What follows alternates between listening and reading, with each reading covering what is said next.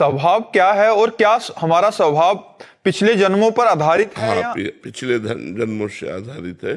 स्वभाव हमारे त्रिगुण की रचना से स्वभाव की रचना होती है, सत्वगुण, रजोगुण, तमोगुण।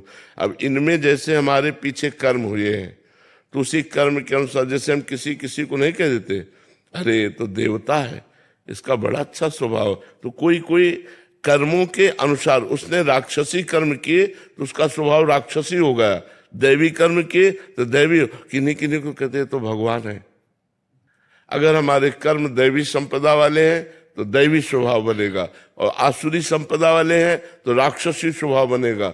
मानुषिक कर्म है तो मानुषिक स्वभाव बनेगा, भागवतिक कर्म है तो भागवतिक स्वभाव बनेगा। वो पीछे कर्म के आधारित स्वभाव है।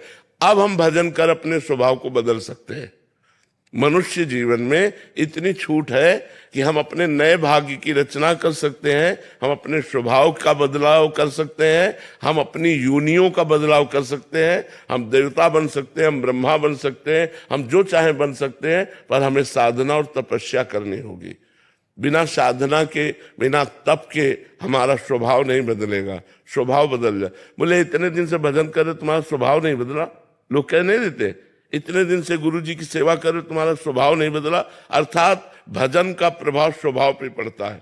अगर जैसे आपका भजन ठीक चल रहा है तो आपके स्वप्न ठीक होने लगेंगे, अर्थात सूक्ष्म शरीर सही होने लगेगा, आपका स्वभाव बदलने लगेगा, अर्थात कारण शरीर बदलने लगेगा। स्वभाव बदलता है हमारे आज के आचरण से और बनता है कल के आचरण से। जो हमने पूर्व जन्म में आचरण किए उसी से आज स्वभाव बना। आज हम भजन करेंगे तो भजन बल से हम स्वभाव को बदल सकते हैं।